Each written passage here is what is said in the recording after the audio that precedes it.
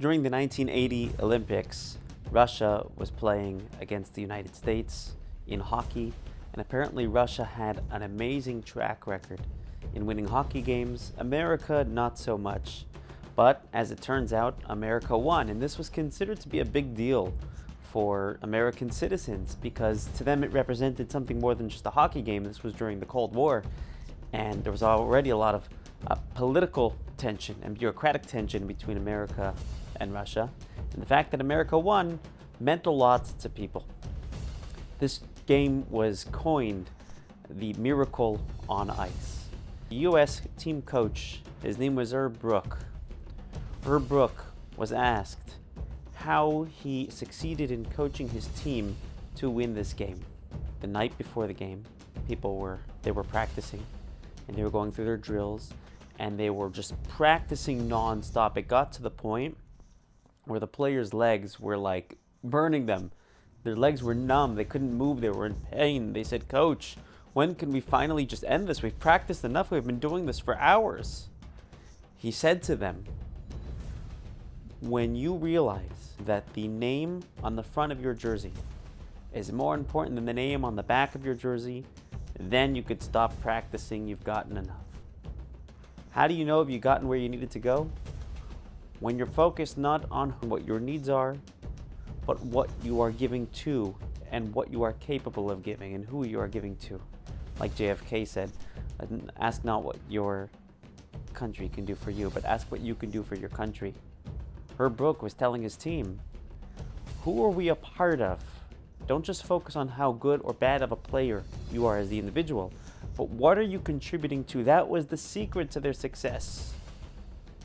And I reflect on this story as we enter the new year, the year 5785, because it's going to be an incredible year for the Jewish people.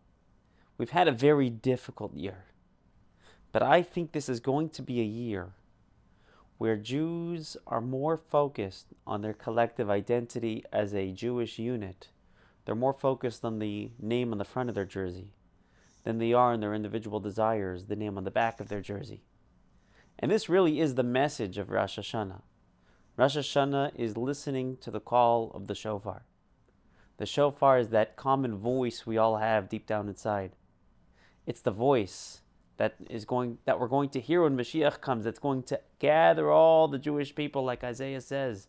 We're going to sound the great shofar when Mashiach comes, gathering all the Jewish people who are scattered around the world. That's the message of Rosh Hashanah, the calling of the shofar, the desire to come close. Just today, I met a Jew who apparently hasn't been engaged in his practice for a while, and it was nice to meet up and chat. And I said to him, "So you're Jewish?" He says, "Well, I'm a bad Jew." Bro, you're just a Jew who wants to become better. That's awesome. That's amazing. Why are you a bad Jew? To say I'm a bad Jew or I'm a good Jew is focusing a little bit too much on ourselves. We are part of something much bigger, and we're aspiring to experience that. We're aspiring to feel that. On this Rosh Hashanah, I'd like to encourage you to come to shul and hear the shofar. I'd like to encourage you to not just hear the shofar, but heed the call of the shofar, to become a part of your people. Whether you've been practicing and engaged in your Judaism on a very high level, whether you're engaged in Judaism and Jewish practice on a very elementary level, or whether you haven't been engaged at all, this is your calling to join your people, to realize that even if you haven't been practicing in the past or felt isolated in the past, you still carry the name in the front of your jersey. You're still part of these people. And we as Jewish people need you. You are needed. I read a letter that the Lubavitcher Rebbe had penned to somebody who was going through a faith crisis.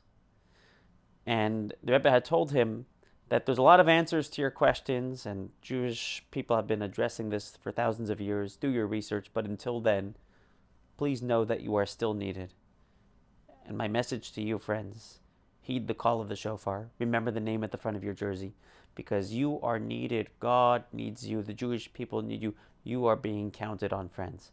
Wishing you all a happy, sweet New Year, Shana Tova. May it be a joyful, sweet New Year for everybody. Looking forward to celebrating and hearing good news. That's my story, and I'm sticking to it.